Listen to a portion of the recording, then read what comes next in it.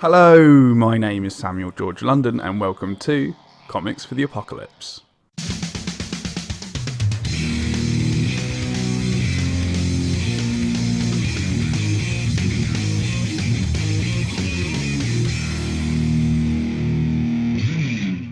On today's episode, I speak to comic book artist, writer, podcaster, and all-round awesome bloke, Vince Hunt, about what comics he would take into the apocalypse. But before we get into it, if you do enjoy the show today, please leave a review for us on iTunes or whichever podcast service you use, as not only will it let me know that you liked it, but I believe that it helps others aware of the show as well. Now, without further ado, on with the show. Hello, Vince Hunt. How are you doing? I'm good. How are you, Sam? I'm well? good, mate. Yeah, I've been really well. It's been a busy old month for me with the Kickstarter and things, but it's you don't do things by halves, do you? It's like a Kickstarter and a podcast. I know. I just launched them at the same time. I don't know what I was thinking. It's a bit stupid. I've been chock-a-block this whole month, but it's been worth it. It's been fun. Did you think the podcasting game was going to be easy? No, I didn't think it was going to be easy. It's probably been more work than I thought. Yeah. To be honest, but I mean, I've kind of got a bit of a rhythm and structure now, so I feel like the future's going to be easier. But kind of like, ironing out the creases was difficult. But I think it's not too bad now. But at the start, it was a lot of work. But speaking of podcasting and things, for any of the listeners that don't know, what do you do in the world of comics? Well, I create a comic called The Red Mask from Mars, which is self-published, all myself. I've been doing that for a couple of years, on and off. But some people might know my voice, as nasally as it is, from the sort of comics podcast, the Awesome Comics podcast, which is we're going a couple of years now. Got a few hundred, well, almost 200 in the bag as we speak. Amazing, a British institution now, mate. Yeah, I should be institutionalised. I'll tell you. But yeah, it's sort of, we've been going for a couple of years now. It's weekly. Huge amount of fun, but and it's a bit different because, I mean, you know what it's like with this show. I mean, there's comic podcasts, there's not exactly a shortage of them, but it's finding that something different. And also, because ours is fairly indie based, especially UK, where, I've said it a couple of times before, we're a niche within a niche within a niche, but the community's so passionate about it. And I mean, I started it along with like Tony Esmond and Dan Butcher, and previous guests of this show. And I listened to their episodes just to find out more about them. Just find out their darkest secrets. Yeah. Oh God, you don't want to know them, do you? Yeah, I really don't. Honestly, no, I don't. But we started it kind of with the intention of just getting the word out about independent comics, and because you know what it's like. We've been to conventions, you pick up so many amazing books that you're not going to hear about. Or you're not going to see in your comic shop. So it was like, right, let's have an avenue to shout out about those and get the word out. And also, from a selfish perspective, I'm always on the hunt for knowledge and finding out stuff. So getting the chance to talk to, creators of all shapes, sizes, whatever, how they work, or, the shortcuts. For instance, like Kickstarters, I mean, I haven't done one yet. You're on your second as we speak, but it's something I don't necessarily know about, and I've talked to a few creators about them, and so I'm trying to find out bits as well as just having a good, entertaining sort of show. So I hope that the show is entertaining, but also informative, and people discover a lot of books. I mean, I'm very sort of pleased with the community, that little community that's sort of built up around it, and it's fun to do every week. So, very much, and that really shines through on the show itself. And you should be very proud of the show, because it's, I mean, it really feels like it's an institution now, a British institution in terms of indie and small press in the UK. I couldn't imagine the community without it. So congratulations on creating such a great community, and it's always a pleasure to see you at cons. Yeah. That's nice to hear. Yeah. Totally, mate. And get my copies of the awesome comic signed as well. Speaking of which, where can people find you and buy copies of awesome comic? Oh God, here we go. The links already. Self promo. The self promo, which I'm terrible at. But you can find me sort of on the ether of the internet. On Twitter, I do Twitter and Instagram. I'm trying to do a bit more Instagram now, especially like artwork and stuff. But they're both at Jester Diablo. And you can find out more about my actual comic at theredmassfrommars.com. But if you want to see the comic that all of us from the podcast actually put together, a 4-issue anthology comic called Awesome Comics, highly original title considering the name of the show. But yeah, completely. I believe that's awesomecomicpod.bigcartel.com. Perfect. I hope it is, because I've just thought of that I've just come up with that off the top of my head. I'm fairly certain it is. Yeah, I'm fairly certain. I mean, we keep sort of like having to drop that in every week on the show, so it'd be terrible if I got it wrong. Well, if we did get it wrong, people could go to the show notes and properly click through on there. So not a problem. Yeah, that's a job in itself, show notes, isn't it? Yeah. Especially if you have one of those weeks where everyone is mentioning everything, and you're like, right, because I don't know about you, I'm constantly making notes as I'm sort of, I'm involved in the conversation, but I'm making notes of, they swore then. Exactly. Timestamp. They're timestamped. Yeah. But no, it's all good fun. But yeah, if you want some comics, head over there, because I think you'll enjoy them. We have actually, if you look on the Awesome Pod Twitter, we have actually issue 1 of Awesome Comic is available now for free. So if you want to just download the PDF, there's a Dropbox link, so you can just find it and test it out for yourself. Perfect. Well, that's very kind of you, and the lads. Kind or cruel, depending on how you feel about the book. I thoroughly enjoyed it. So I'm going with kind. Very good. So peeps, go check that out for sure. But moving from that good news, I've got some bad news for you, Vince. And unfortunately, one of the red buttons that are in the world that world leaders has been pressed. And there's been a nuclear war has broken out. And you're in amongst it, I'm afraid. It's pretty brutal. And my first question is, what is your action plan for survival in this nuclear apocalypse? If I was being realistic, I'd be obliterated. But I think the first thing we have to do is, what is the nature of this nuclear apocalypse? Because there are many kinds of nuclear apocalypse. Yes. Right? Am I living in a post-apocalyptic world? Yes. Or has the bomb just gone off outside? No, yeah, exactly. Yeah, you weren't at the epicenter of the explosion. That wouldn't work, would it? But it's hit kind of Russia, let's say. Yeah. But obviously there's fallout from that kind of has global implications, I'm sure, in terms of food production, and lots of other things, kind of weather.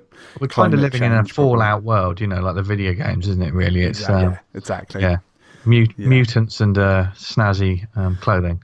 So let's go with that. It's a fallout world. Now, in this world, I've got a bunker. Great.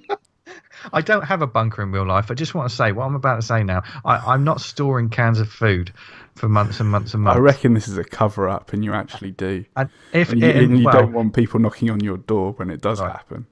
If you find several tins of ravioli in my cupboard, it's because there was probably a multi-pack offer, and I've forgotten to eat them. I'll take your word for it. It's not because it's more alphabetic spaghetti probably. But you'd have to have a bunker. You'd have to be prepared. If it just happened I can't sort of say, oh well, when the bomb went off, I gathered all my things, and because you kind of this was the worst apocalypse to get, dude. When you told me what this was, I thought, great. Yeah, that's the nature it was of the not the beast. viral outbreak, not the zombies, nothing cool like this. It's painful death and mutants. Deep joy. Yeah, sorry about that. Just my luck. I mean, any apocalypse isn't going to be great for you, but I'd say, totally. On the level of bad ones, this is a bad one. Right, so you'd have to get to some sort of bunker-like structure, and I mean, but I don't know. I've watched enough films to know that if you get into a bunker that's probably locked down with a group of people, that's just as bad as just being outside anyway. So are we in this? Are we living in a sort of post-Fallout kind of world where you can go outside? For limited amounts of time. Right. Okay. I'd say otherwise you get radiation poisoning. And then let's say that you get to pick and choose who joins you in the bunker. No. I'm not having that. No, in your immediate area, let's say. In my immediate area. Yeah. Well, obviously, my girlfriend Jo would be with me in the bunker. She actually probably live longer than me. She's better prepared. There's a few friends. My family's like 30 miles away, so I doubt I could get to them in time. Oh, this is really bumming me out, dude, already. Yeah, sorry about that. Well, maybe let's say that the bunker's about halfway between you and the rest of your family. So you got your family. I would get my family. I get some close friends. I don't know. You don't want to invite any strangers in, do you? Oh, you're asking for trouble there. Yeah. The one with the twitchy eye. Yeah, exactly. Even if they've got a broken leg and sitting outside, don't let them in. No, ever. Cool, you're ruthless. I'm becoming experienced now. You just gotta, cut the ties. I suppose you do this week on week, don't you? So, yeah. So you'd have to. It's a dangerous game in or outside with this sort of situation, because people aren't meant to be locked up, like just underground or in a bunker or anything for any extended period of time. Like society just breaks down anyway, doesn't it? I'd have to. I mean, I'm gonna be imaginary Vince now. I'll rule over my bunker with an iron fist. Awesome. And I'd probably have an iron fist because I probably would have stuck my hand out the window to test what the air was like, and it burnt my left hand off. So now I actually have an iron fist. Awesome. That is rad. Yeah. So, I've become some strange Mad Max-like villain in my own dystopian world. Wicked. Surrounded by tins of ravioli, it seems. The ravioli king, they call you. Yeah. Amazing. So, as the ravioli king, I don't want that name. I mean, that's going to stick with me. That's such a good name. The ravioli king. It strikes fear in the hearts of everyone that hears it. I mean, 30 years after the apocalypse, this has happened. Ravioli won't be a thing anyway, so it would probably be quite a menacing name because it just rolls off the tongue. Exactly. But in the immediate future, people will always know that I was named after tinned pasta. But maybe it's a sign of decadence after a while. Oh yeah, true. Because Tim food will become the best thing that you can have. Yeah, I mean, you can't. The person in control of the supplies is the person in control of the world, aren't they? Really, if you think about it. Yeah, exactly. Yeah. So as the ravioli king, you start to dictate one day your a list of comics. Yeah. And the first comic that you dictate to all of your followers is the first comic you remember enjoying. Yeah. Okay. Well, firstly, am I the first person on this show to have created a cult? You have. Oh, you are, which is amazing. Yeah, so. That is all I've ever wanted. Brilliant. Um, but the first comic I'd get my followers to probably pick up. The first comic I remember enjoying. This was a difficult one to think about actually, because comics came into my life at a time when I don't think they were there. But at what point do you really realise a comic is a comic? Does that make sense? Yeah, totally. You're reading a lot of things. And I certainly, when I was a little kid, I was just drawing, and I used to wind my parents up because I wouldn't find clean paper to draw stick figures on. I would use like the first couple of pages in a book. When you had a novel, there was a couple of blank pages at the beginning, at the end. Yeah, they were covered with stick drawings of Wolverine and Captain America. Brilliant. Which was, and my art hasn't changed much since. No, but if I think about like the first one I truly remember that left an impression on me, the one that I had, which was in the house and I just read over and over, and this was a book that I think might have come out before I was born actually, but I don't know how he had a copy in the house, and it was Marvel Team Up number 69. Which is featuring Spider-Man and Havoc. I believe Marvel Team Up was pretty much a big Spider-Man teams up with different heroes every sort of month kind of thing. But this was an issue that has like sort of like John Bernhardt, which as a child I'm totally unaware of. Do you know what I mean? But just everything just seemed to appeal to me about it. I actually bought the issue fairly recently. I had it on my pull list to get a copy of it. Because Chris Claremont wrote it as well. So this thing it has narration for days. It just goes on and on and on.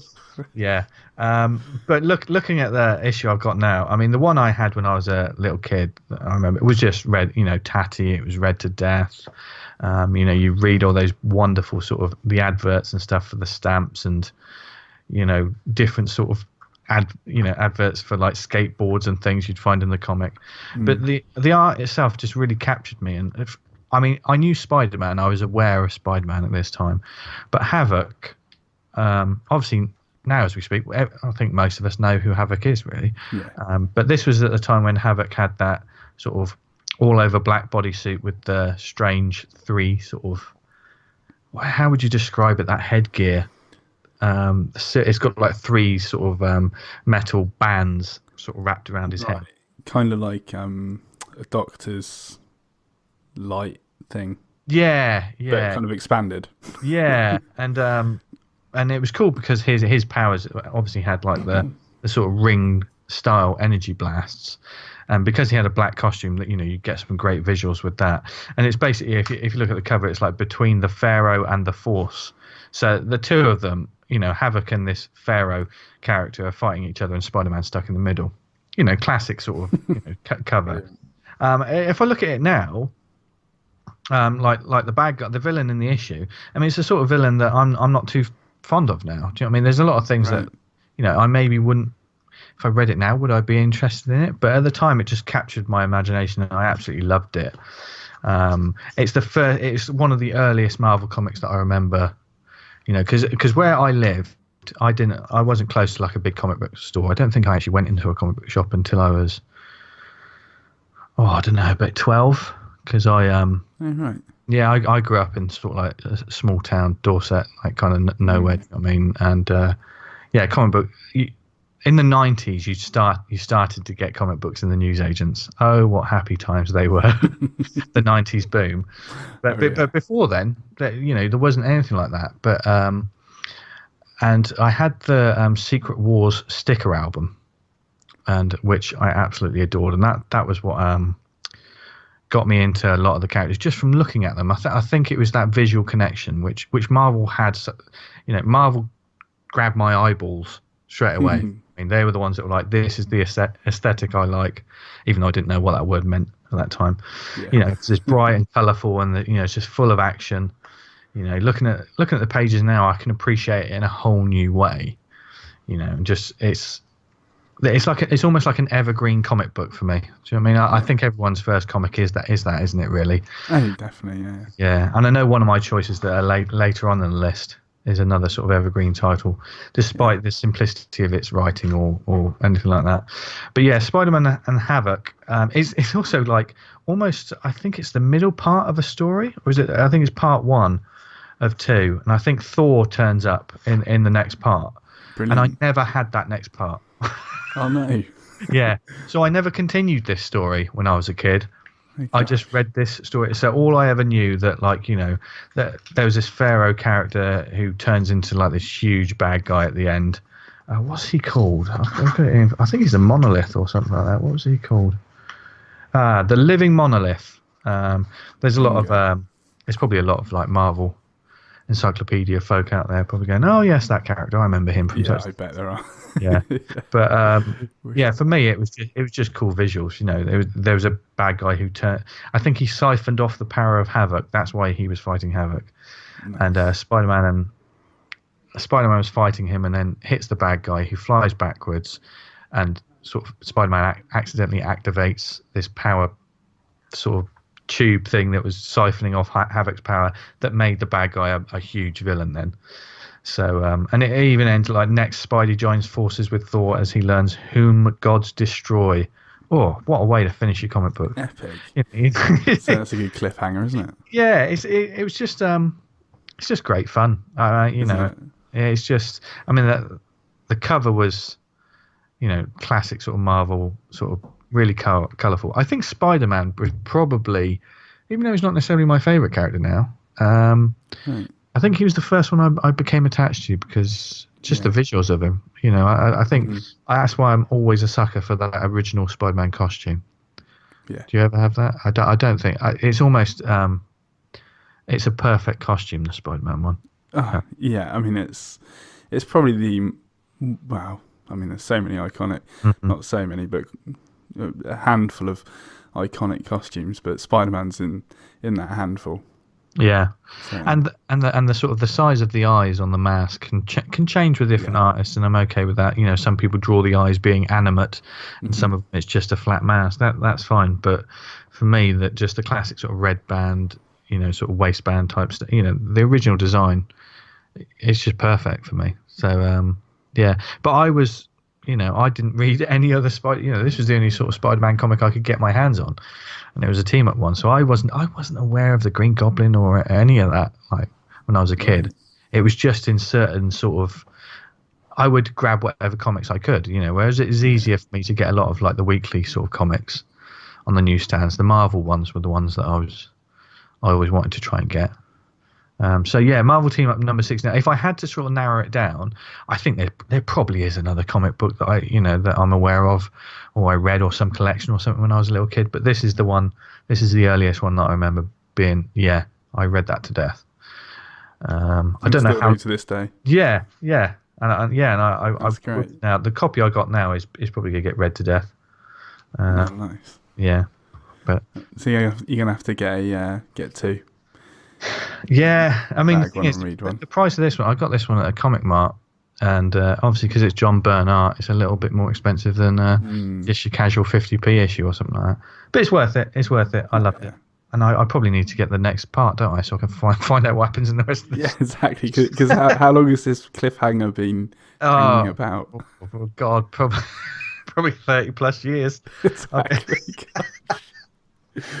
Oh dear! I'd be dying to know what happens. Next issue. I know, but it's one of those, like, so many comics happened in between that first one and now that it wasn't probably until the last 5 years that I thought, you know, I think I saw the cover somewhere online and I was like, oh, it all came flooding back, and I was like, I need to get my hands on a copy of that one day. Brilliant. My original sort of idea was to have it and then put it in a frame and have it up in like my studio space. But I got it, and now I'm just reading it. So, and that's what comics are for, isn't it? Yeah, that's why you got. Yeah, why we love them. Definitely. So, yeah. So from your stone tablets, dictating to your followers in your ravioli cult, you move on to your next subject, which is the funniest comic that you've ever read. Yeah, this one is a series called Bear by Jamie Smart. Now, he's a creator that people may know because he does a lot of work with the Phoenix. I think it's Bunny and Monkey and things like that. You know, he's prolific, highly prolific. He is kind of like one of my sort of comic idols, as it were. It sounds weird using the word idol, but certainly for the humour, because this was I think it's Slave Labour put this out. Yeah, SLG Publishing. This was in the height of my sort of. Do you remember Previews, the catalogue? Well, I say remember, it's still around. Do you remember Previews? No.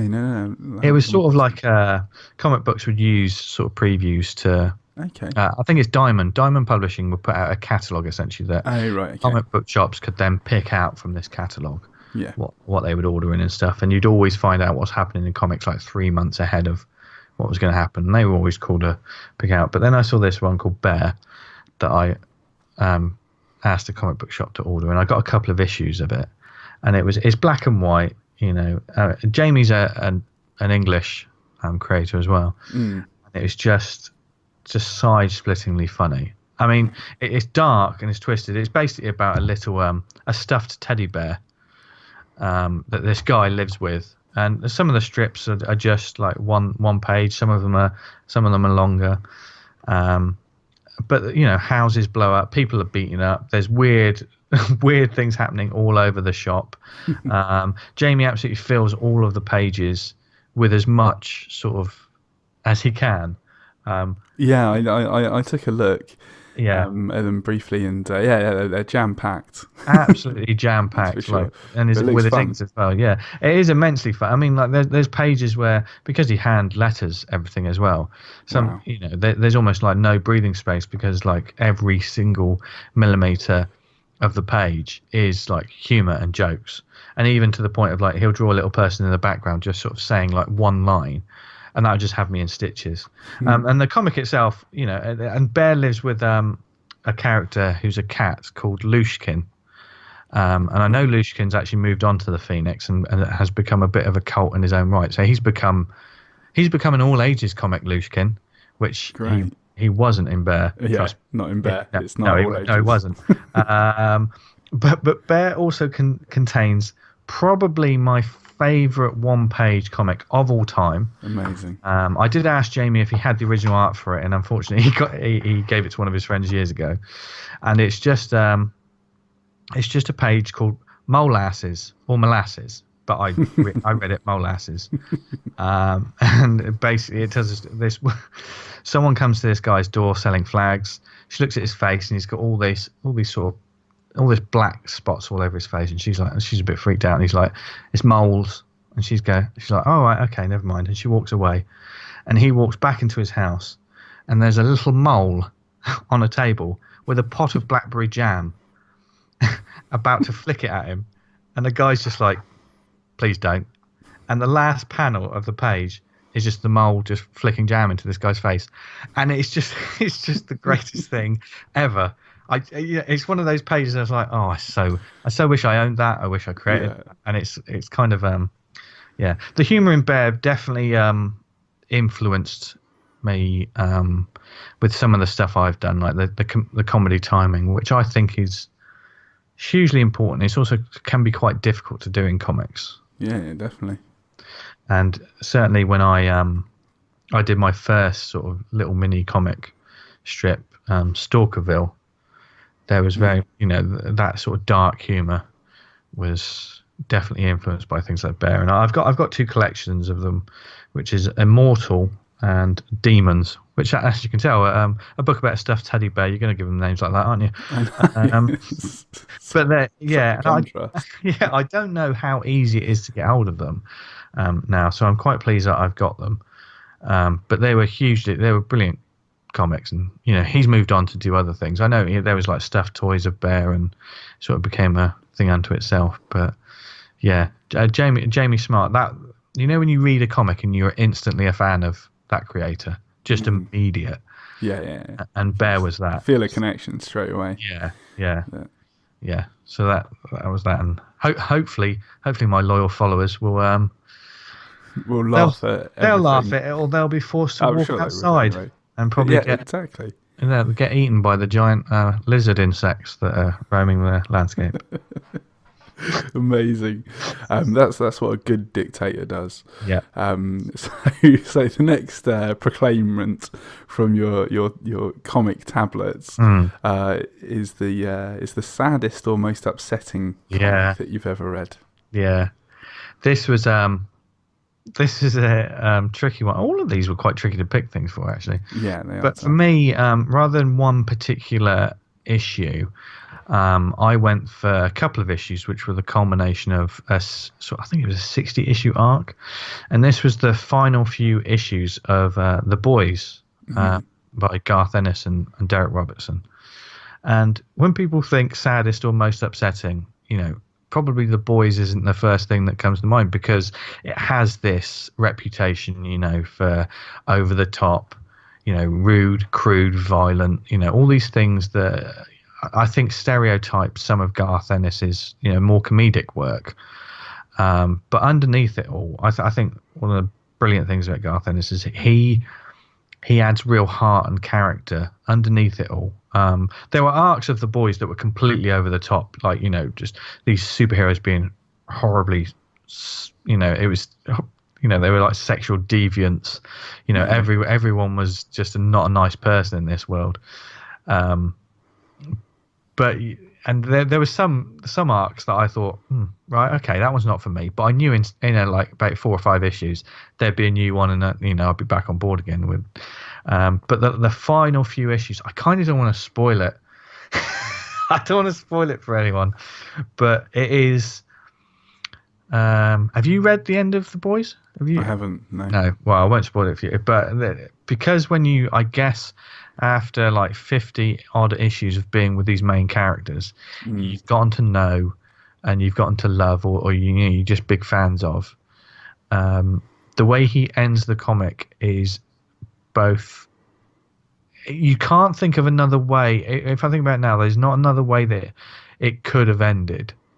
But it's rip your guts out, sort of heartbreaking. It is every issue, and the pacing of it. Every issue is like just a gut punch, and the artwork by sort of Derek Robertson in that, it's not.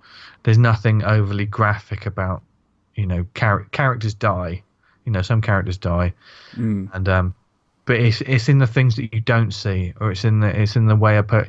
When someone's being killed, it's the look on the other person's face as it's happening, and stuff like that. The action of it and everything. Yeah, and that was when you saw. For me, I saw like the power of like Derek Robertson's artwork, because facial acting's just very difficult. It's very difficult. Yeah, it's something I'm always trying to get better at, and I think I need to get better at, and just. You're seeing these characters that you know their faces for so long, but then they give you a facial expression that you didn't expect, and it just sucks all the life out of a room. So, for me, it was powerful stuff, which is why when people obviously there's a TV show coming of The Boys. Is there? Yeah. Right. Cool. Yeah. Which could be, it's going to be irreverent, sort of fun, over the top. There's going to be swearing left, right, and centre, and they're going to concentrate on that sort of aspect of it, But I really do hope that they don't lose the sort of core of it, because when that story ends up, because there's tragedy in that story as well. And I think with some of Ennis's work, people think, it's like Preacher. People think a certain thing about Preacher because of the shocking moments, but underneath all that, there's unrivaled sort of character work and sort of really emotional beats that aren't as publicized as like when people go, oh, do you remember when that guy had like, his head was carved so he looked like male genitalia? That, people focus on that, the shock, rather than the other stuff. The actual character building. Yeah. So if anyone out there has also read the last issue of The Boys, like me, I don't know why in an apocalyptic world I want to make people sad. I guess I'd need them to read 50 issues before that as well, wouldn't I? Of course. Oh, have I got all of them? Yes. Yeah, totally. You can have the entire volumes of The Boys. Oh, brilliant. Yeah, just to make them cry at the end. Yeah, brilliant. Yeah, totally. Yeah. I mean, just for anybody listening that doesn't know, what's kind of the initial setting of The Boys? The Boys is essentially they're a group of individuals that have certain powers, although that isn't so much identified what it is, but they're there to keep the superheroes in check, because everyone thinks superheroes are great, but in real life, people with all that power, it goes to their heads, and a lot of them aren't very nice. So there's a small group of individuals in long black trench coats. When anyone steps out of line, the boys will sort them out in usually a hilarious and quite brutal manner. Because I think Butcher Baker is the leader of the team. The first thing he says is is a curse word that I won't allow on my show, so I'm not going to say it here.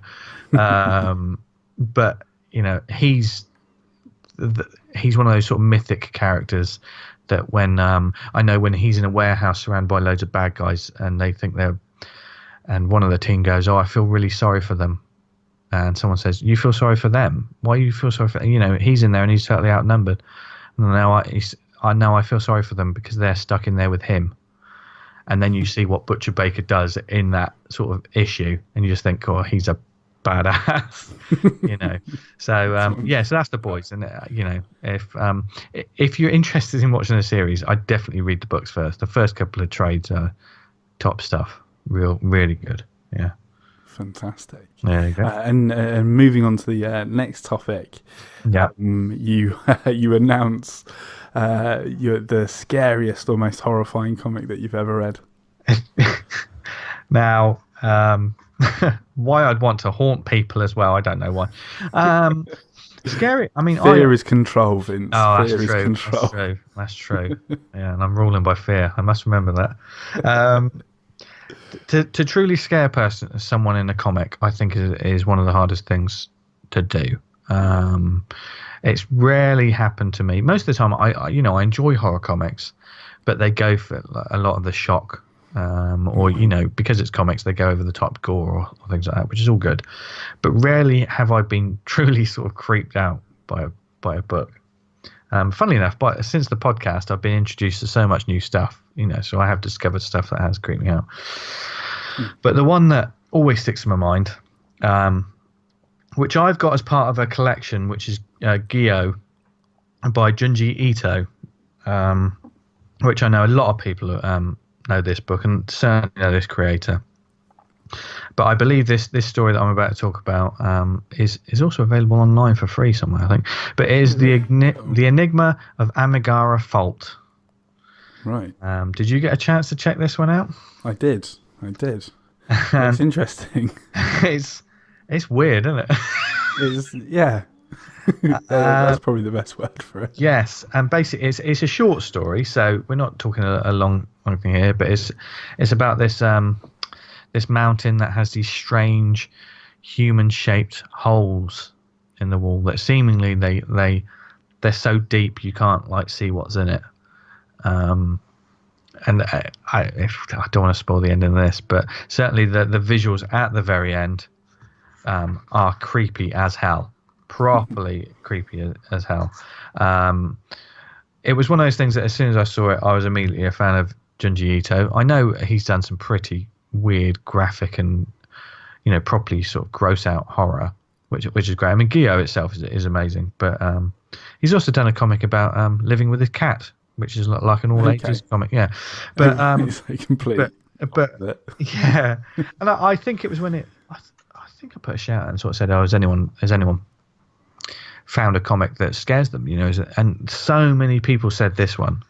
Really? That because it's haunting. Well, scary is a strong word. I think something it is, but horrifying and haunting. Yeah, it's haunting's better because the imagery and the ideas stick with you. Because a lot of the scariest moments are what would if I was in that situation, God, how bad would that be? And the whole situation that's especially towards the end of this story that's given. It would just be terrifying, absolutely terrifying. It is nightmarish, but it's also it's pretty easy to read as well. It's a nice simple narrative, slightly dreamlike. But when you do sort of find out kind of what's in those shaped holes, and that's all I'll say. But like I say, leave the tension. Yeah, leave it there. I mean, most of my followers would read that and just think, what is wrong with him? This guy, I don't know if we want him in charge. Yeah. But I don't have a choice. I won't have mutiny in my bunker. Exactly.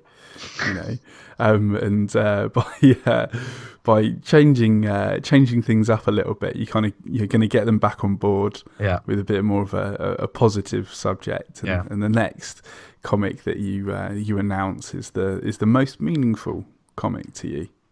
Yes. This one is Storm Force, which I've talked about a few times. But this was a comic strip that started in sort of Battle Picture Weekly, which was, I think it moved on to Eagle. I think it was only available for like a couple of years. Right. This was black and white sort of weekly comics in the UK. And it was a standard. It was brought in when, because I think Battle Picture Weekly had Action Force, which became G.I. Joe. Yeah. But when Action Force sort of left, when the toy line left, it left a gap. So they had to sort of create something. So they created this team called Storm Force, which are led by John Storm, and he's got like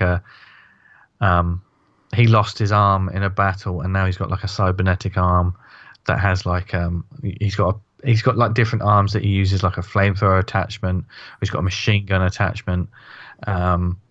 He also drives a plane with it. You know, he can plug his arm into the plane and he can pilot the plane. Plug and play. Yeah. And he had a team. There was Magnus, who was a sort of big, sort of brutish German fella in a sort of exoskeleton sort of suit that made him extra strong. He was a strong man anyway. Then you had Stiletto, who was the female of the. I mean, Stiletto for a female. I mean, that's a terribly generic name, but it was the mid '80s, and she had two awesome sort of like Uzi like machine guns. You know, she was the stealthy one of the team. There was Porcupine. He was the one that looked the funniest. Because he had like a bodysuit that was covered in knives. But when I say that, it looked ridiculous. Like he could make the sort of knives. I can't find a way to describe it. He could like pull knives off him or something. He could sort of pull these knives off and throw them at people, but also to defend himself, he could make the sort of knives go sort of rigid, sort of defend him. You know, it would like a spiky sort of suit. He was funny because he was miserable and he just wanted to fight all the time. There was Griffin, who was a Scottish man who was a ninja. And there was a couple of characters, and they were all led by the Mole, who was like a strange mole man he was like the Professor X of the team. And they would face terrorist threats every week. And I, you know, now it was drawn by an artist called Vanyo. And this is an artist that is one of my favorite artists of all time. He doesn't do anything now. I'm not sure if he's still alive now. He's one of those ones that is very difficult to find anything about him on the internet. Most of the original pages have probably lost to time, or you know, when they just got rid of all of these pages back in the day. But I made it my mission, like probably when I got into this comics game again, I thought I'm going to get those battle issues and those Eagle issues, and I'm going to find it in sequential order. I'm going to scan it all, and I'm going to make a book for myself, because there will never be a collection of this. There's no one hankering for it. I mean, there's loads of titles like this that, you know, how many people out there have read stuff and they'll never collect it. It was one of your favorite comics when you were a kid, but it was never super popular in the mainstream.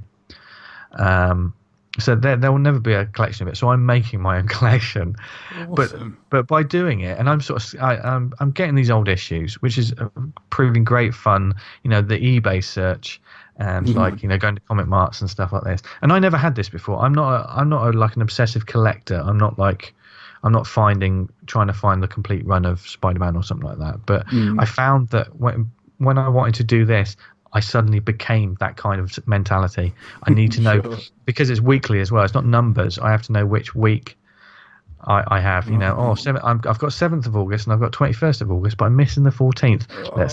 Let's go to eBay. And they normally tat it, but then I scan them in and clean them up, and I'm trying to put them all together. But by reading it and I've got quite a lot of them, by reading it from the beginning, it's just an absolute joy. that sort of storytelling that was from that time, where it's just very simple, because all the strips were like 6 pages each. I think as it went on, they went down to like 4, and a story would last probably about 6 parts. So you probably get like a decent full page, a modern day sort of comic, for an arc. And reading it now, it's just seeing the bad guys, because they had a bad guy called the Tarantula, and all of his like henchmen had basically spider-like, they weren't like. If you're going to commit to an animal, your henchmen have to, take part in that. They were all like that. But it was when reading back at it, I didn't realise this when I was a kid, but there's a lot of death in it. Bad guys get killed off normally. There's no sort of like, I'll get you next time, Spider-Man. Sometimes they get absolutely mullered. My God. Yeah, which was shot in the head. Yeah. Some of them. I think one of them, one henchman threw a grenade at John Storm, and so John Storm just naturally did like a one-liner and kicked the grenade back at him, and then the next panel you just see the bloke explode. Yeah, and then he just laughs.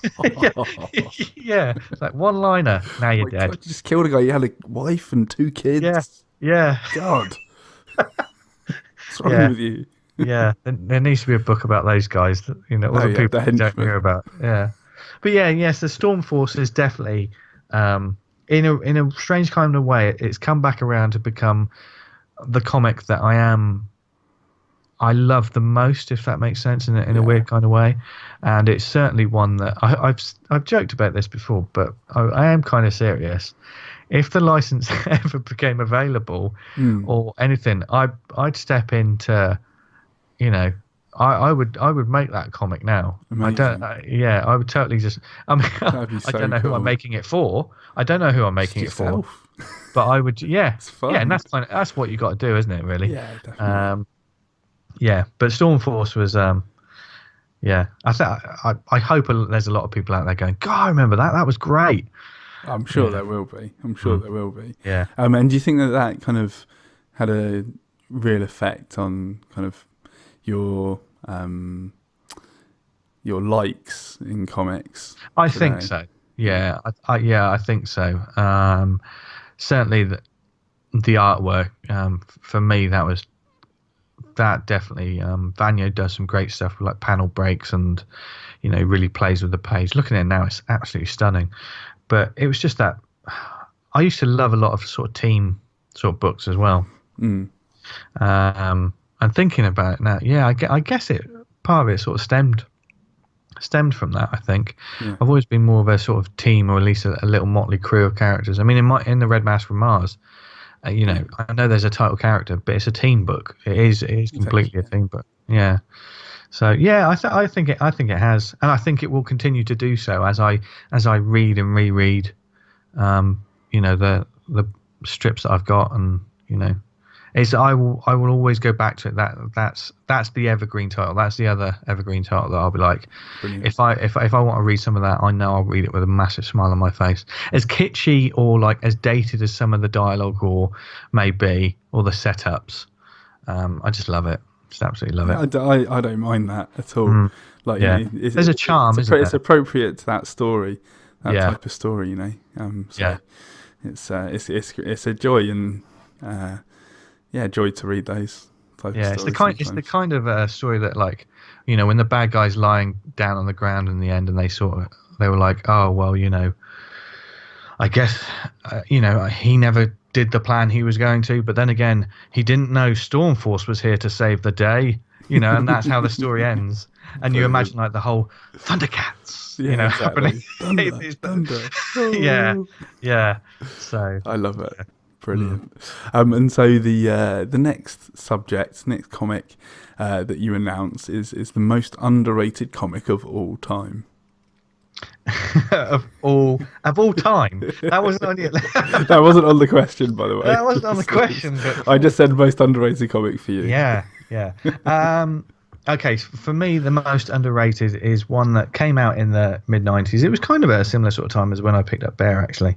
And it is an American sort of indie book by NBM Publishing. Not exactly, but not huge. I don't think they've done much. And it's by a creator called Richard Moore, and it's a comic series called Boneyard. Right. Now, Boneyard is basically about a guy called Michael Paris, and he basically inherits sort of a plot, like a cemetery plot, in a town called Raven Hollow. So he turns up at the town to find out what he's inherited and what he can do with it. And the cemetery, lots of people in the village want the cemetery gone and completely wiped off the face of the earth. Why do they want it gone? Because it's full of like monsters. There's vampires, there's a werewolf, there's a skeleton, there's a witch in there, there's all kind of creatures in there, and they think that those creatures are putting a curse on the town. But when like Michael finds out more about it, the creatures are actually really good. They're good people, yeah. Yeah, they're good. Brilliant. And not only that, they're hilarious. It's not one of those. It's not like Nightbreed or anything like that. This is it's a sitcom. It's like a supernatural sort of sitcom, as it were, including a nice sort of romantic comedy sort of storyline that goes through the issues. In sort of when it originally came out, it was sort of black and white. I was immediately a fan of it because Richard's work is. I mean, I think this is completely. It went under everyone's radar. I think this is a book that came far too soon. Right. If that makes sense. I think if this sort of book was out now, published by someone like Boom, this would be. A lot of people would be talking about this. There's, there's just a great sort of sense of humor. It would, it would make a great adaptation into multimedia. You can make a great Netflix show out of something like this.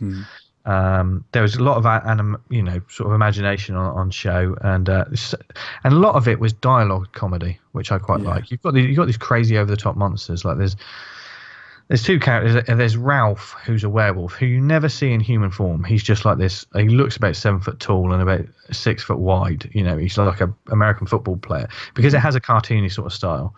But he's always got a leather jacket and a pair of shades on. And And then I forgot the name now, but he always hangs around with a guy who's basically a skeleton, he's a real loudmouth sort of gambler.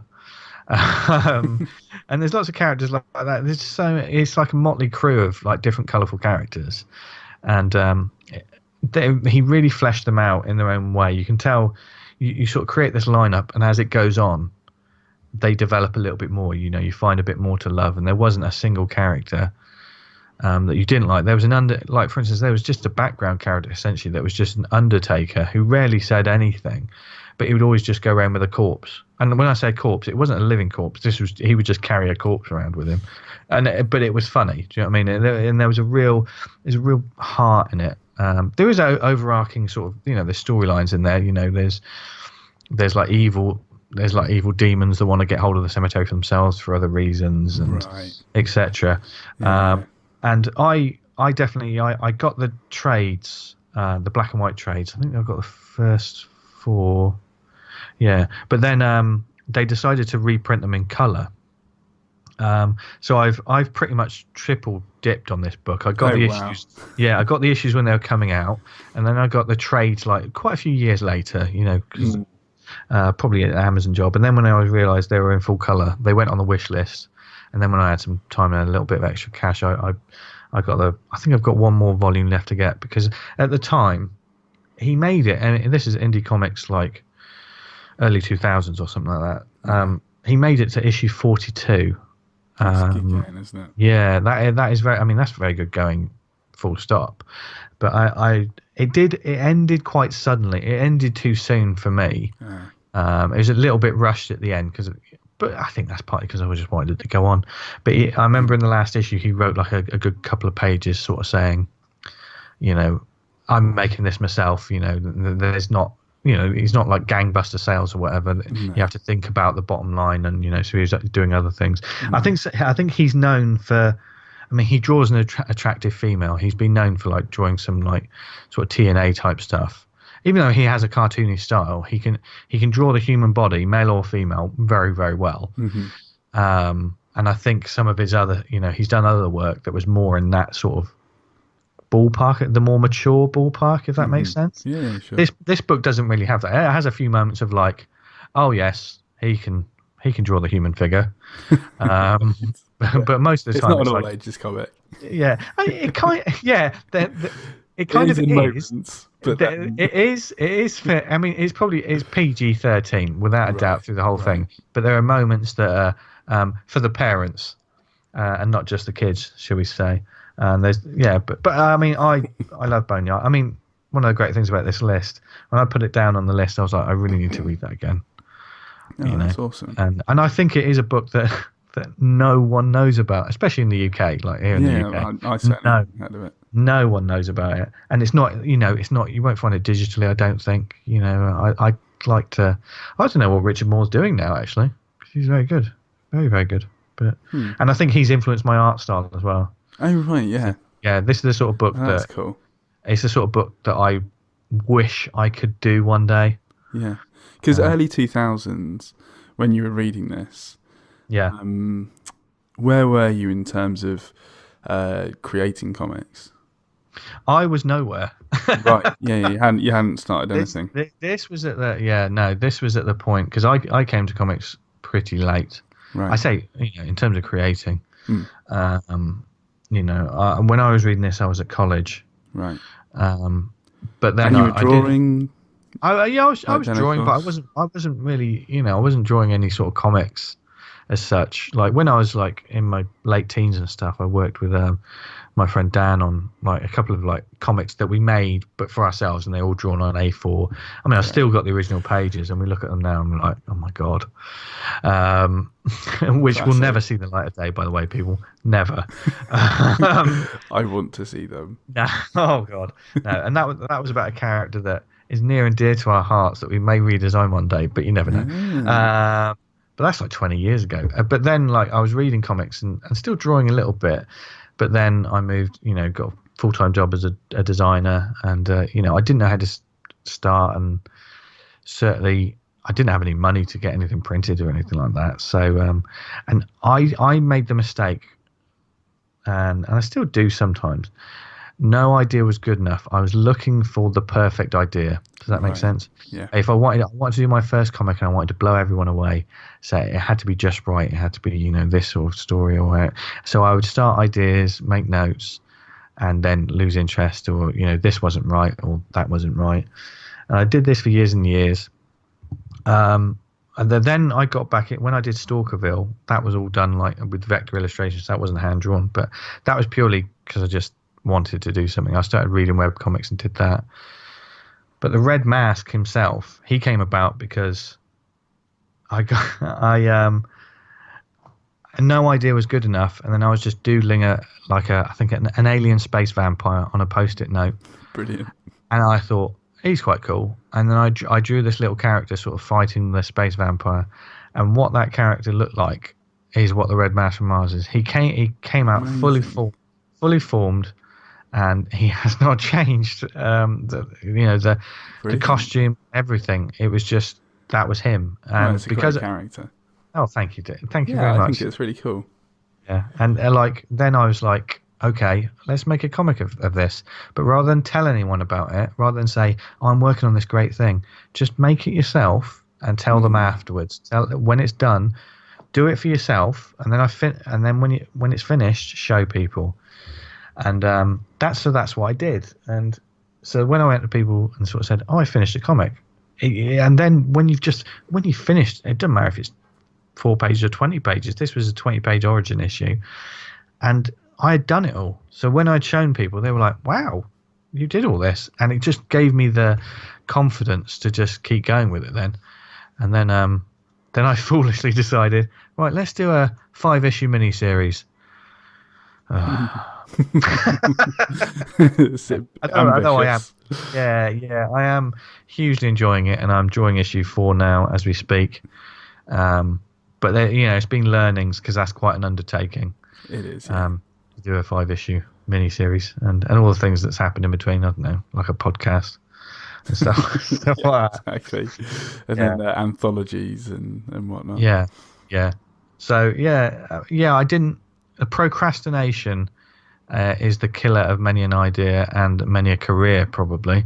Not that I call what I do a career at the moment or yet, but that's why I always sort of say just do something. I spent a good 15 years thinking, well, I could do this. No, that idea's not good enough. Oh, this isn't good enough. Just do it, and then. I mean, I think when I decided to get stuck into it, I mean, there were lots of people already making comics long before I jumped in the game, like the Loose Cannon boys and stuff like that. You know, Sarah Millman and Afterlife Inc. and all this was going. I was stealing ideas from these people at conventions. It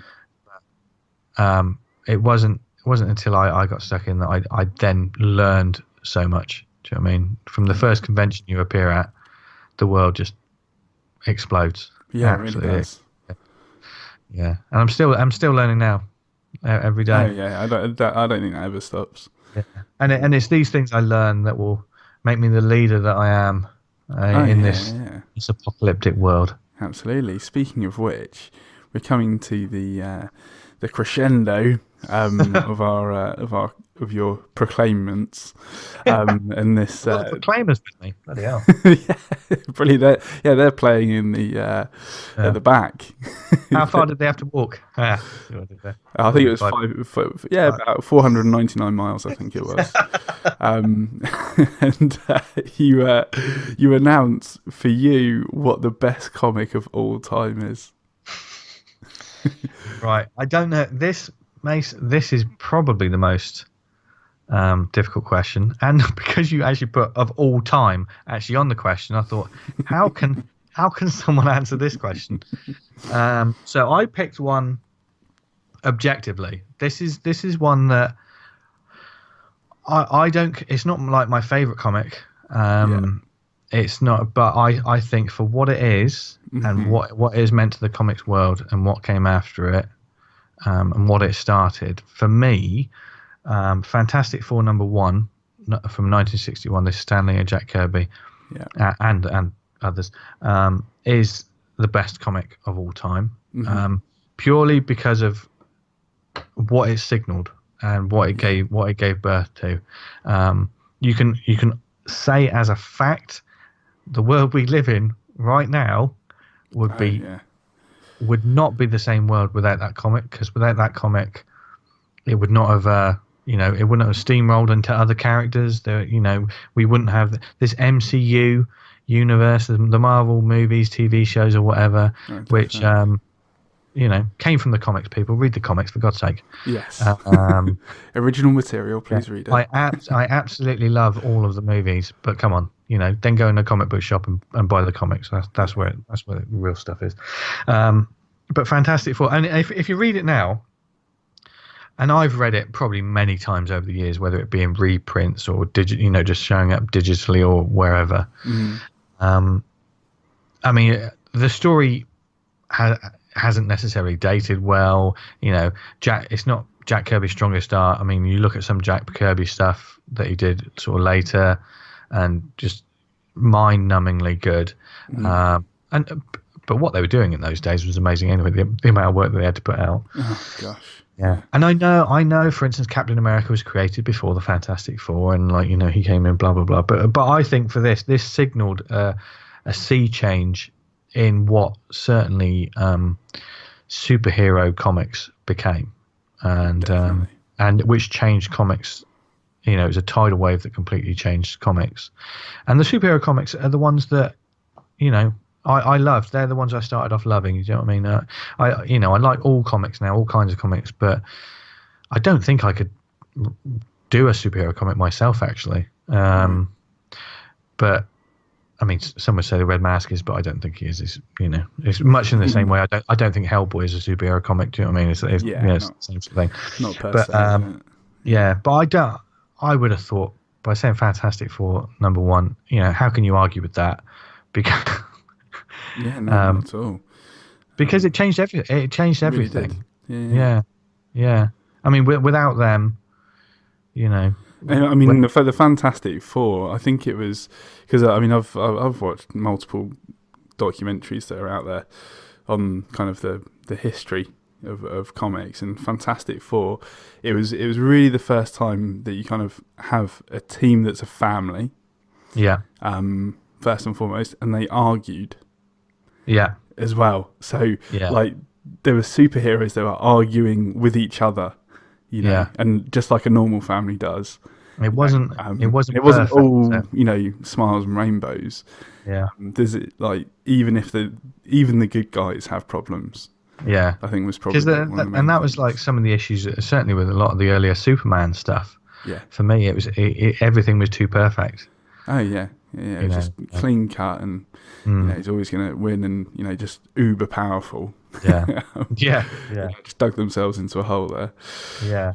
But yeah, and also I think Fantastic Four has one of the greatest comic book covers of all time. Well, obviously, like you say, Jack Kirby probably did a lot of other better covers, but you see that image, you know exactly what it is. You will never forget that image. It's a sort of image that I hope they recreate if they ever make a Fantastic Four film. Yeah. That'd be amazing to see. I hope I surprised some people with that pick there, because they probably might not think that I'd pick Fantastic Four #1. Considering I was probably a bit surprised that was your choice, but really? I think, as you say, it really is kind of the foundation of what. Yeah, I mean, objectively, I don't think you can argue too much. It's certainly in that pantheon of like one of the greatest comics of all time. I mean, the zenith of like my comics, like just changing my brain and my world, was the X-Men #1 times, around that time, and the sort of X-Men, Uncanny X-Men with Jim Lee and stuff like that. That was when things changed for me, and it was like everything was just amazing. It's like everything was amazing, even though some of it you look back at it now and it wasn't amazing, but that's time for you. But but those books wouldn't exist without what they did all those years ago. So for me, for me, I mean, Marvel's my favorite company, my favorite comic book characters, and they would not be what they are or what they have been without that first one kicking it off. So yeah. Amazing, good choice. Thank you. And so the last question in regards to comics is, you say, if we're going to have just one comic from this list, this would be the comic that you all must read to your followers. Which comic is that all of your followers must read? I would pick Bear, purely because we're living in a nuclear apocalypse.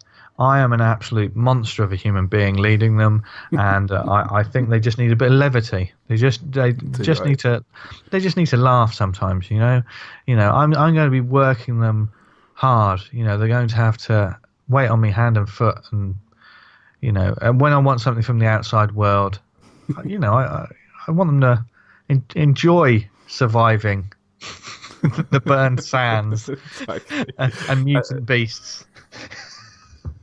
You're such a nice guy. I am. You really are. You're a good leader. I'm a benevolent leader. I think we can all agree. Very much so. All hail the Ravioli King. Absolutely. This is going to live with me. I can't believe this. The Ravioli King. I love it. It's so good. I would get you to censor the word ravioli, but that'd make it even worse if there was a bleep every time. Oh my gosh! Yeah, I'm not going to do that. Yeah. But as the Ravioli King, you get to take a weapon, tool, or useful item into the apocalypse with you, and what would that be? Quite simply, I know lots of people will say weapons, won't they?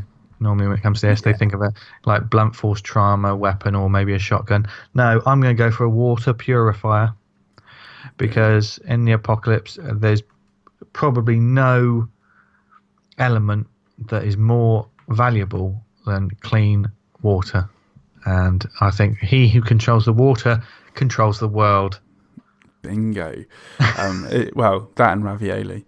Well, yeah. So, you can wash down the ravioli with the water. You see, that's how sort of. There you go. Plus, you can't make a cup of tea without water. And we all have a nice cup of tea. Oh, too right. You'll definitely need that in the apocalypse. Yeah. Well, that's amazing. And Vince Hunt, thank you so much for sharing your comic choices for your nuclear dictatorship. Thank you very much, dude. I shall let you lead. You'll be one of the lucky few who will be able to live in my bunker. Yes, amazing. But you'll have to do the work. Yeah, I'm not shy of getting my hands dirty. Good. So whatever you need done, I'll get it done. Milk and one, please. Milk and one. Thank you. I'll put the kettle on. Excellent. Well, for the listeners, one more time, where can they find you on the interwebs?